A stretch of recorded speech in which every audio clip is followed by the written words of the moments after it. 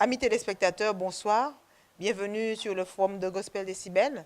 Bien, le thème que nous allons aborder aujourd'hui, c'est le suicide. Et oui, le suicide, c'est bien plus présent que vous ne le croyez. Bonsoir, Rudy. Bonsoir Caroline, bonsoir mes téléspectateurs. Oui, bien, Rudy, justement, est-ce que tu pourrais définir ce que c'est réellement que le suicide, s'il te plaît? Alors, le suicide, c'est tout simplement l'acte délibéré de mettre fin à sa propre vie. Oui. Et quels facteurs, justement, entraînent le suicide? Quels sont les facteurs qui peuvent entraîner effectivement le suicide, Rudy? Donc, généralement, ce qui déclenche un suicide chez un individu, alors le facteur majeur, c'est la dépression. D'accord? Le désespoir aussi, ce sont des facteurs qui peuvent entraîner le suicide. Le fait d'être dépendant de substances nuisibles telles que l'alcool ou les drogues, toutes ces substances fortes créent un terrain propice au suicide, d'accord, un esprit suicidaire, parce que ça crée des situations de dépendance, etc., du stress, de la nervosité.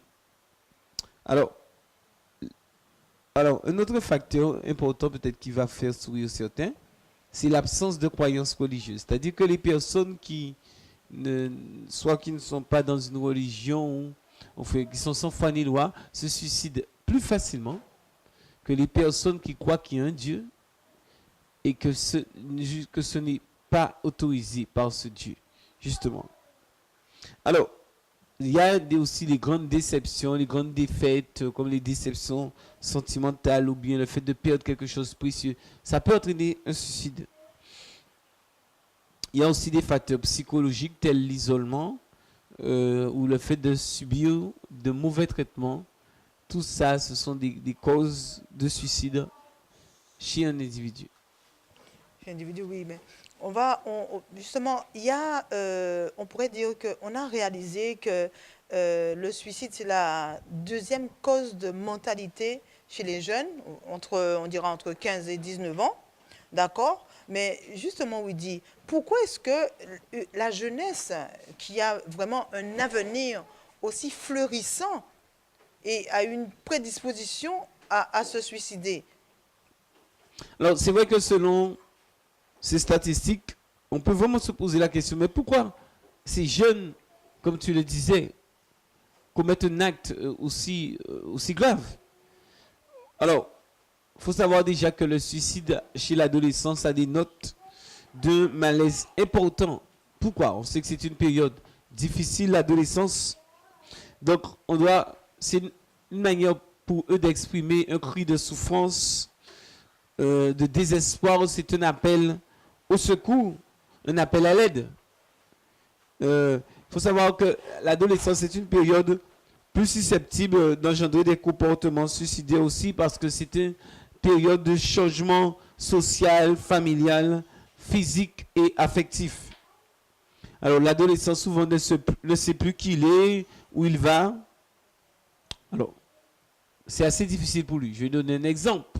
On lui demande de se comporter comme un adulte et on ne lui accorde que des permissions et des responsabilités comme s'il était encore un enfant. Donc il a du mal à se situer. Ça crée un déséquilibre chez lui qui peut entraîner le suicide.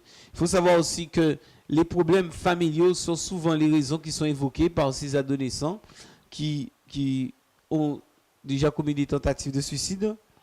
Donc, lorsqu'il y a un climat familial perturbé, climat de violence, l'alcoolisme chez un des parents ou bien l'abus physique ou moraux, toutes ces choses peuvent créer des facteurs propices au suicide. Il y a aussi dans les familles, là où il y a l'absence de communication, là où il y a l'incompréhension, le rejet, tout cela crée un terrain favorable. Et il faut savoir que ces adolescents, souvent, traduisent un sentiment d'impuissance.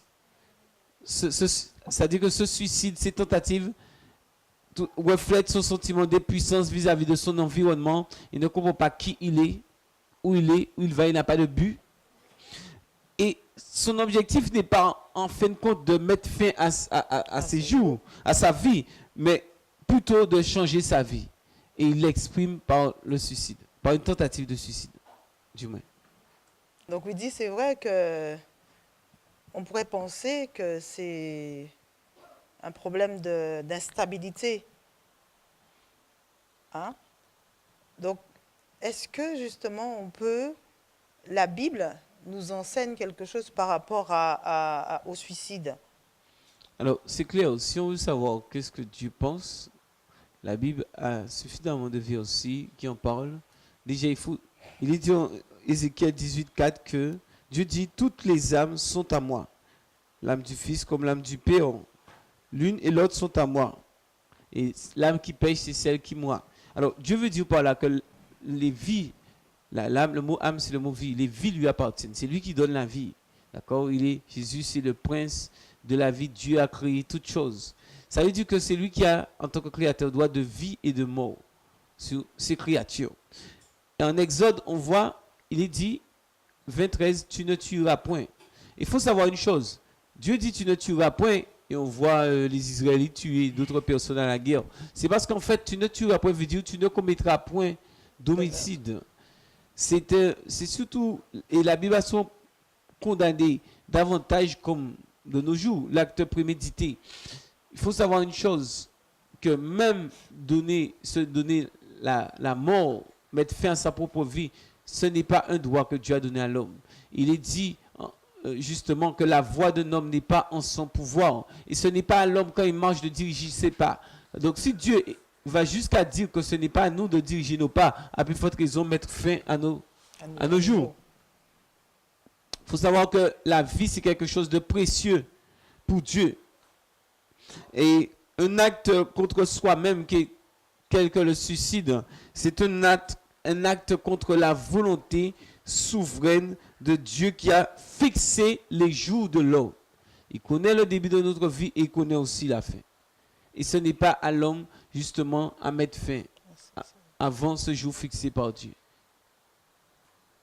Oui, nous réalisons que c'est quand même une situation qui est dramatique.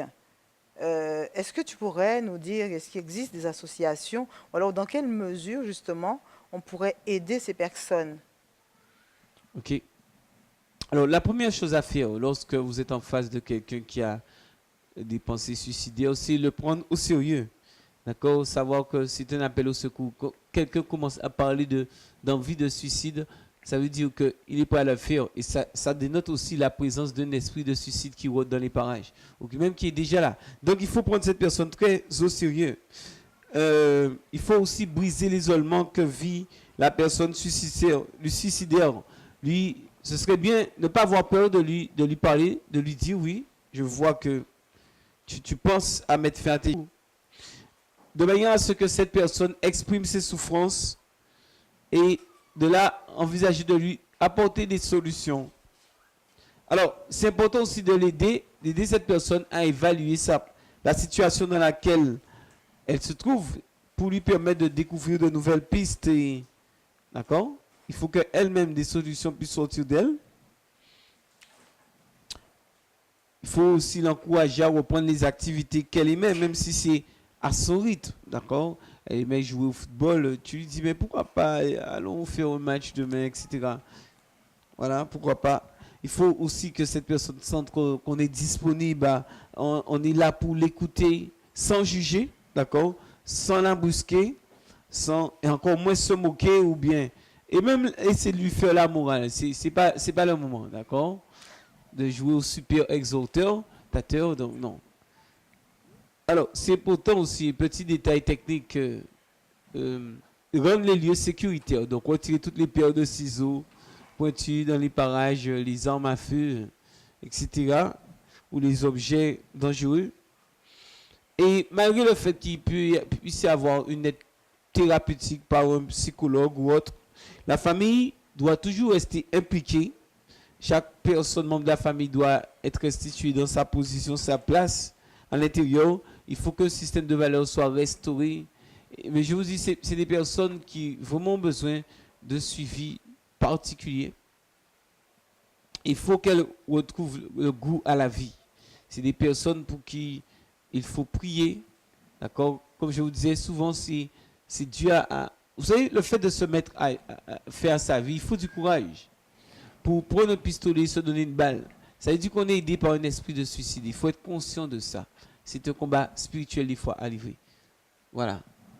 Alors, concernant les associations qui éventuellement pourraient venir en aide, en Guadeloupe, on a l'association Top Suicide pour la prévention du suicide des jeunes. On disait que c'est la deuxième cause de mortalité chez les jeunes de 15 à 19 ans. Il y a aussi l'association des familles d'agriculteurs victimes du suicide. Vous pouvez vous rapprocher de ces associations. Il y a aussi autre association culturelle aussi. Vous allez trouver des pasteurs qui peuvent aussi vous aider dans des cas. Si vous connaissez quelqu'un qui a des pensées suicidaires et que vous souhaitez aider. Voilà, en gros. Ben, merci, Woody. Mais Woody, justement, il y a peut-être des familles qui nous écoutent en ce moment, qui vivent cette situation, ou alors une jeune qui a eu cette pensée. Est-ce que tu aurais un mot de la fin, un encouragement, ou alors est-ce que tu pourrais éventuellement prier justement pour ces personnes qui t'écoutent, s'il te plaît? Ok, si tu m'écoutes et que tu justement as ces pensées suicidaires, je veux te dire que ce n'est pas la solution. C'est vrai que cet acte, le plus grave, est condamné par Dieu. Mais tu penses, si tu crois que le suicide va améliorer ta situation, non, elle va s'empirer. Dieu condamne cet acte. Le moment où quelqu'un met fin à ses jours, il se retrouve directement en enfer. Par contre, sache que tant qu'il y a de la vie, on le dit, tu l'as entendu, il y a de l'espoir. Mais en fait, tant que Dieu vit, il y a de l'espoir pour toi. Tant que Jésus vit, Jésus est mort, il est ressuscité pour le pardon de tes péchés. Tu peux avoir avec lui retrouver une paix de l'âme. Donc, mon ami, surtout, ne commets pas. Je dis tout le temps, à tout problème, il y a solution. S'il y a le mot problème existe, c'est que le mot solution existe. Chaque problème a sa solution. Prends le temps de la chercher et prends le temps de te rapprocher de Dieu. Et je veux vraiment prier pour ces personnes. Dans le nom puissant de Jésus-Christ, Père, je te remercie, téléspectateurs qui peut-être ont un parent, un enfant suicidaire, ou sont même dans la situation, déjà tenté de le faire. Je prie que tu leur ouvres les yeux dans le nom de Jésus-Christ de Nazareth. Et je condamne tout esprit de suicide, je lis tout esprit de suicide qui attaquerait quiconque écoute cette émission. Au nom puissant de Jésus-Christ de Nazareth, lâchez vos griffes sur vos victimes et que le salut de Dieu pénètre et que la délivrance de Dieu pénètre dans le nom de Jésus. Amen. Merci, Woody. Mes amis téléspectateurs, nous sommes arrivés à la fin de l'émission.